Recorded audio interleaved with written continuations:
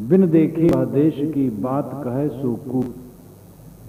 आप ही खारी खात हैं बेचत फिरे कपूर। साहब कहते हैं बिना देखे उस देश की जो बात कहते हैं वे कूर है। कूर कहते हैं क्रूर को, निर्दय को, और कूर कहते हैं मूर्ख को, अनाड़ी। यहां अर्थ है अनाड़ी। स्वयं कुछ जानते नहीं, समझते नहीं है, अनुभव नहीं है, लेकिन दूसरे को बांटते हैं, दूसरे को मोक्ष बांटते हैं और अपना दुखी रहते हैं। एक पंडितानी ईसाई हो गई थी, और बहुत प्रसिद्ध है वो ईसाई जगत में। तो उन्होंने पुस्तक लिखी कि मैं प्रभु ईसा की शरण मैंने पाई और मैं मुक्ति के आनंद से भर गई। उसके पश्चात फिर उन्होंने लिखा कि जब मेरा अमुक परिवार का सदस्य मर गया, मैं दुख में डूब गई, मेरे जीवन में निराशा छा गई। फिर और क्या क्या लिखती है, पढ़ करके हंसी आई। कैसे मुक्त हो गई, मुक्ति के आनंद में भर गई, और फिर कैसे निराशाग्रस्त हो गई। जरा सा अनुकूल आनंद आया, बस मुक्ति मुक्ति लोग कहने लग जाते हैं। मुक्ति का तो अर्थ है निरंतर दुखहीन अवस्था, पूर्ण शांति अवस्था मुक्ति है। जो मुक्ति एक बार पा गया वो फिर बंधन में नहीं पड़ता है। और मुक्ति के बाद दुखी हो गया तब फिर मुक्त हो, तब फिर दुखी हो, तब फिर मुक्त हो। एक सज्जन ने एक से कहा आप सिगरेट पीते ठीक नहीं करते, सिगरेट छोड़ दीजिए। कहे बिल्कुल छोड़ दूंगा, 20 बार छोड़ चुका हूं, कोई बात बड़ी बात नहीं, छोड़ दूंगा। जो 20 बार सिगरेट छोड़ चुका हो, एक बार और छोड़ देगा, क्या फर्क पड़ेगा, फिर पिएगा। तो मोक्ष अगर इस प्रकार लिया जाए, आज भी मोक्ष लिया जाए और कल और परसों, तो मोक्ष किस काम का? मोक्ष तो लिया और हुआ।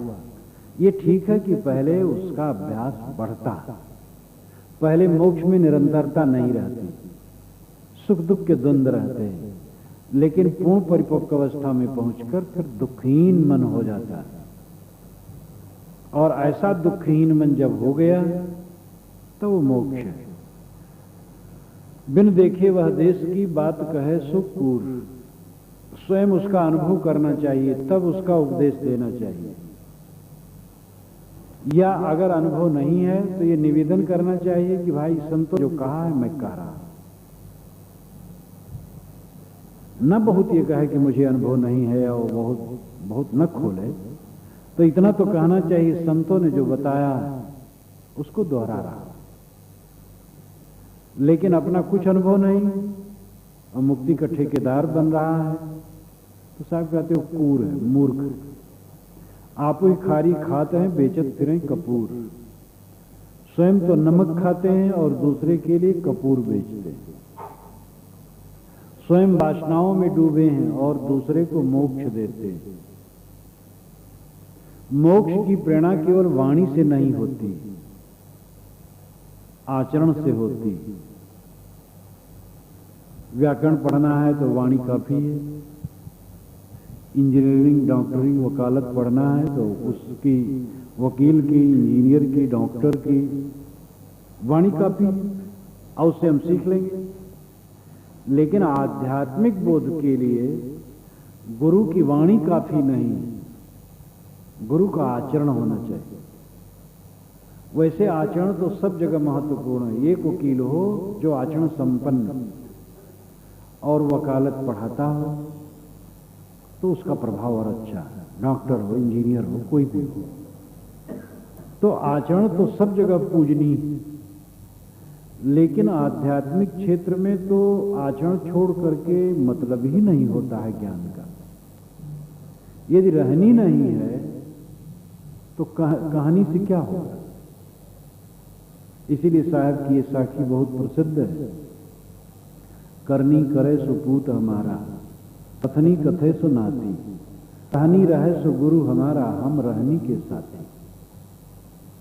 जो कथनी करता है वो हमारा नाती है, जो करनी करता है वो हमारा पुत्र है, जो रहनी में रहता हमारा गुरु है, हम रहनी के साथी। कथनी करनी रहनी, कथनी वाणी से, करनी इंद्रियों से, रहनी मन से। हमारे शरीर में भी ये 3 हिस्से हैं, वाणी है, इंद्रियां हैं और मन है। तो वाणी से कथनी चाहिए, कथनी गलत नहीं, ज्ञान की चर्चा चाहिए, लेकिन करनी में वो बदलना चाहिए। ज्ञान की चर्चा करनी में बदले। ऐसे ऐसे उपदेष्टा होते हैं जिनका मुंह पान, सुपारी, तंबाकू से भरा रहता है और भाषण करेंगे तो आगे स्टेज पर थूक गिरती है और ज्ञान की बात कहते हैं। तो आचरण नहीं है तो ज्ञान क्या करेगा? कथनी हो लेकिन कथनी करनी में बदले और करनी रहनी में बदले।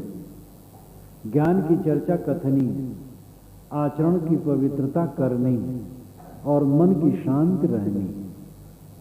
रहनी का मतलब रहना, टिकना, ठहरना, स्थिर होना। और ज्ञान जब आचरण में बदलेगा तो निश्चित है रहनी आएगी। तो साहब कहते हैं कि बिन देखे वह देश की बात कहे सो कूर। बिना देखे, देखे का मतलब अनुभव। देखने पर साहब बहुत जोर देते, देखने पर और सामने बात करने पर जोर देते, लिखने पर नहीं देते। कहें कबीर सुनो हो संतो, बारंबार कहें कबीर आया, कहें कहते हैं। गोस्वामी जी ने कहा सत्य कहो लिख कागज कोरे। सादे कागज पर लिख करके मैं सत्य कह रहा।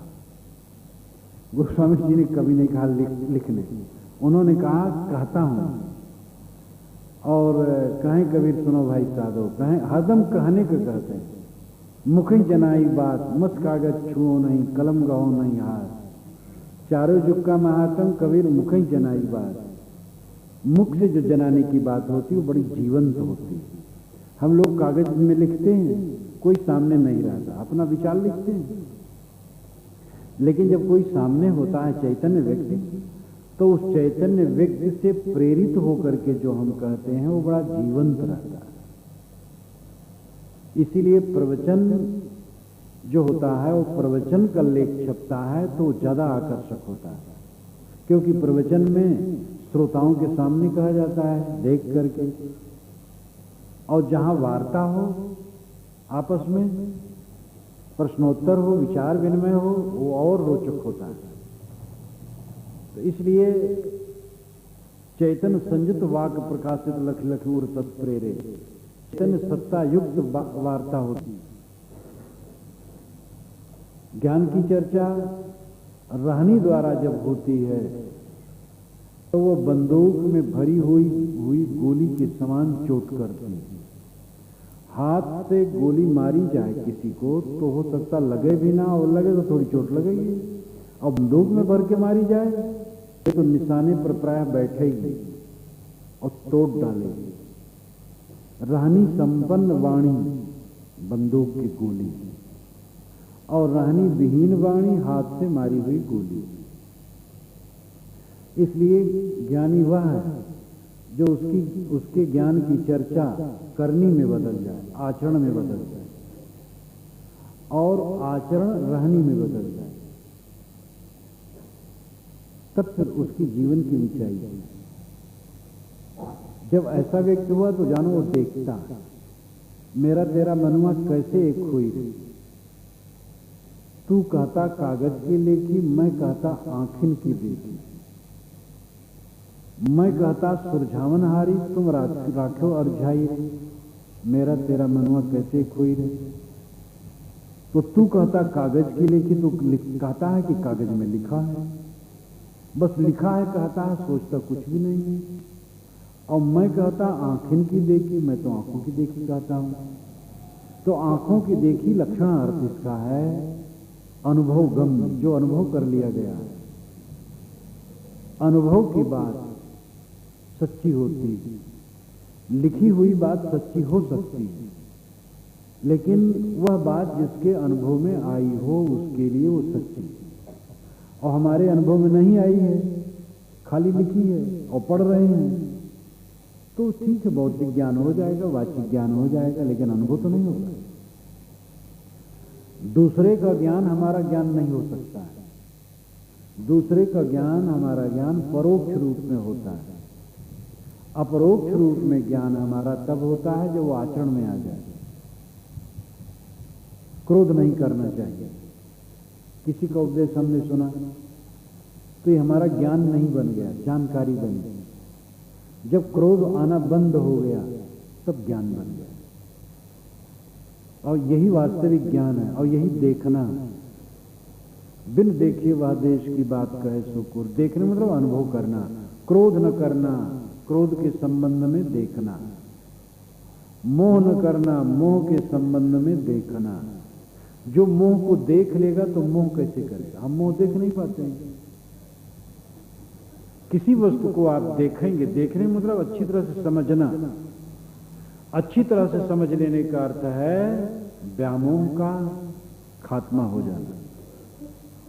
क्रोध क्यों करते हैं, क्यों उलझ जाते, क्यों झुझलाते हैं? पत्नी से, बच्चे से, पति से, भाई से, बेटे से, और स्वामी से, नौकर से, पड़ोसी से क्यों झुझलाते हैं? क्यों झुझलाते हैं? अपने झुझलाहट पर हम विचार करें निरंतर। देखो झुझलाहट कम हो जाए, और कम होते होते झुझलाहट खत्म हो सकती है। लेकिन झुझलाहट पर हम कभी विचार नहीं करते। झुझलाहट में हम अहंकार करते, हम बड़े आदमी, घर के मालिक, पिता, स्वामी, गुरु, बस डंडा बांध लिए कमर में। वो कहानी तो आप जानते ही हैं कि जहां बहुत से सियार थे तो ये हुआ भाई इसमें एक महंत होना चाहिए, क्योंकि समाज का अगुवा होना चाहिए। तो एक महंत को चुन लिया गया। कुछ दिन के बाद बात यह हुई कि पहचान होनी चाहिए महंत की, और कोई आता है बाहर से, पता ही नहीं चलता इसमें कौन महंत है। तो कहे कि इनके महंत के कमर में डंडा बांध दिया जाए, तो जो कोई बाहर से आएगा समझ जाएगा ये महंत है। तो कमर में डंडा बांध दिया गया। अब कुछ दिन के बाद कुत्ते आ गए, 2-3 दौड़ाए, तो सभी सियार बिल में घुस गए। वो भी घुसा तो डंडा ऊपर पड़ गया। अब वो नीचे जा नहीं पाए, कुत्ते आकर के नोच डाले। तो हमारी कमर में जो डंडे बच जाते हैं वो हमें बहुत दुख देते हैं। घर के मालिक नहीं, हम घर के सेवक हैं। पार्टी के, संप्रदाय के, समाज के, संस्था के मालिक नहीं, सेवक। गुरु भी सेवक है। उस सेवकाई समाज की करता, अपने को सेवक मानना चाहिए। झुझलाहट आती कि हम बड़े अनुभवी। प्राय पिता लोग कहते हैं तुम 2 दिन के बच्चे, हमारे बाल धूप में थोड़े पके, तुम क्या जानो? और यही खराब करता है। अपने बच्चों को अवसर देना कि वे तू मैं करें, ये पिताओं की त्रुटि है। पिता लोग होश हवास में नहीं रहते, समझ नहीं पाते। और जब किसी दिन पुत्र के मुख से निकल गया उल्टा, तब संभालना मुश्किल है। जब तक नहीं निकला तब तक ठीक है, और किसी दिन निकल गया तो बढ़ता जाएगा, फिर बात बिगड़ जाएगी। इसलिए बहुत संभालने की जरूरत है।